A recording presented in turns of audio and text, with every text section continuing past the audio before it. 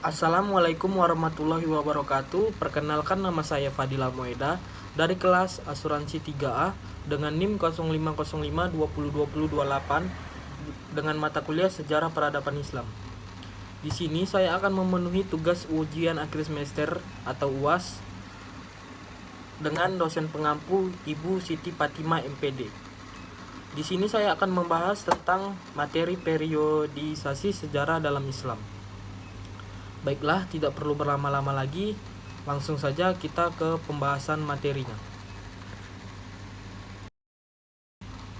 Menurut Profesor Dr. Harun Nasution, sejarah Islam dapat dibagi ke dalam 3 periode, yaitu periode klasik, periode pertengahan, dan periode modern. Baiklah, yang pertama saya akan membahas tentang periode klasik. Dari 650 sampai 1250 Masehi. Periode klasik ini dapat pula dibagi ke dalam 2 masa. Masa kemajuan Islam dan masa disintegrasi. Yang pertama, masa kemajuan Islam pertama atau 650 sampai 1000 Masehi. Masa ini merupakan masa ekspansi, integrasi, dan keemasan Islam. Dalam hal ekspansi, sebelum Nabi Muhammad wafat di tahun 632 Masehi, seluruh semenanjung Arabia telah tunduk ke bawah kekuasaan Islam.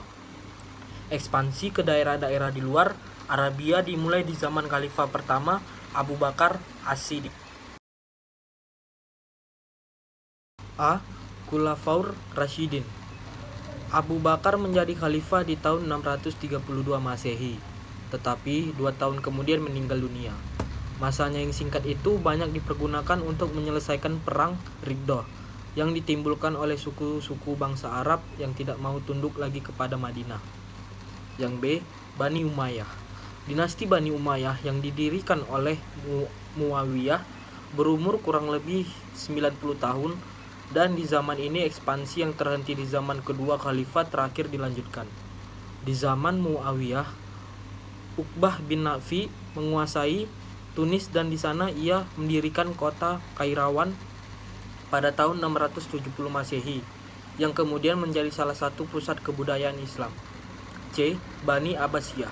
Walaupun Abu al-Abbasiyah dari 750 sampai 754 Masehi yang mendirikan dinasti Abbasiyah, tetapi pembangunan sebenarnya adalah Al-Mansur atau 754 sampai 775 Masehi. Sebagai khalifah yang baru, musuh-musuh ingin menjatuhkannya sebelum ia bertambah kuat, terutama golongan Bani Umayyah, golongan Khawarij, bahkan juga kaum Syiah. Yang kedua, masa disintegrasi dari 1000 sampai 1250 Masehi. Disintegrasi dalam bidang politik sebenarnya telah mulai terjadi pada akhir zaman Bani Umayyah, tetapi memuncak di zaman Bani Abbasiyah, terutama setelah khalifah-khalifah menjadi lemah dalam tangan tentara pengawal Turki. Daerah-daerah yang jauh letaknya dari pusat pemerintahan di Damaskus dan kemudian di Baghdad melepaskan diri dari kekuasaan khalifah di pusat dan muncullah dinasti kecil. Disintegrasi dalam bidang politik membawa pada disintegrasi dalam bidang kebudayaan, bahkan juga dalam bidang agama. Perpecahan di kalangan umat Islam menjadi besar dengan adanya daerah-daerah yang berdiri sendiri itu. Dengan munculnya pusat-pusat kebudayaan baru ini, terutama pusat yang berada di bawah kekuasaan Persia, bahasa Persia meningkat menjadi bahasa kedua di dunia Islam.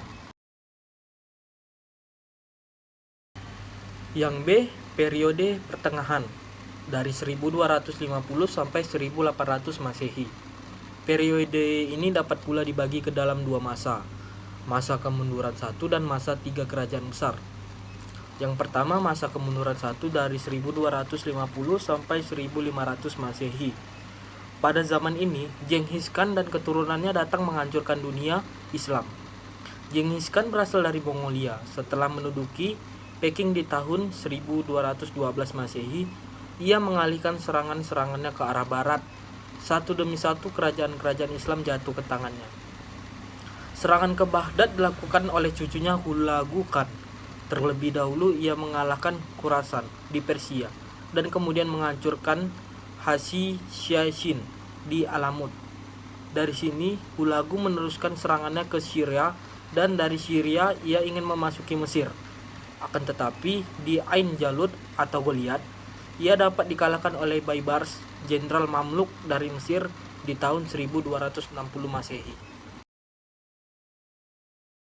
2. Masa tiga kerajaan besar dari 1500 sampai 1800 Masehi. Masa ini dapat pula dibagi ke dalam dua fase kemajuan dan fase kemunduran. Yang A, fase kemajuan dari 1500 sampai 1700 Masehi. Fase kemajuan ini merupakan kemajuan Islam kedua.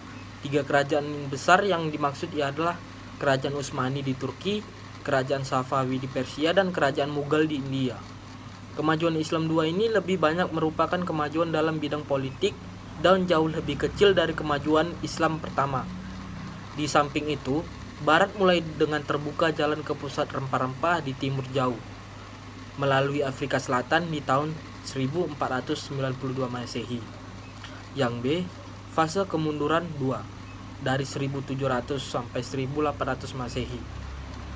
Sesudah Sulaiman Al-Kanuni, Kerajaan Utsmani tidak lagi mempunyai sultan yang kuat. Kerajaan ini mulai memasuki fase kemunduran di abad ke-17 Masehi. Di dalam negeri timbul pemberontakan. Di samping itu terjadi pula peperangan dengan negara-negara tetangga seperti Venetia dan dengan Syah Abbasiyah dari Persia. Dan yang pembahasan kita terakhir, periode modern dari 1800 sampai sekarang. Periode ini merupakan zaman kebangkitan Islam. Ekspedisi Napoleon di Mesir yang berakhir tahun 1801 Masehi membuka mata dunia Islam, terutama Turki dan Mesir, akan kemunduran dan kelemahan umat Islam di samping kemajuan dan kekuatan Barat. Raja dan pemuka Islam mulai berpikir dan mencari jalan untuk mengembalikan keseimbangan kekuatan yang telah pincang dan membahayakan bagi umat Islam. Dengan demikian, timbullah apa yang disebut pemikiran dan aliran pembaruan atau modernisasi dalam Islam. Pemuka-pemuka Islam mengeluarkan pemikiran bagaimana caranya membuat umat Islam kembali maju sebagaimana pada periode klasik. Usaha-usaha ke arah itu mulai dijalankan di kalangan umat Islam, akan tetapi Barat juga semakin bertambah maju. Baiklah, cukup sekian pembahasan materi dari saya. Apabila ada kesalahan ataupun pengucapan kata, mohon dimaafkan. Wabillahi taufik wal hidayah. Assalamualaikum warahmatullahi wabarakatuh. Sekian dan terima kasih.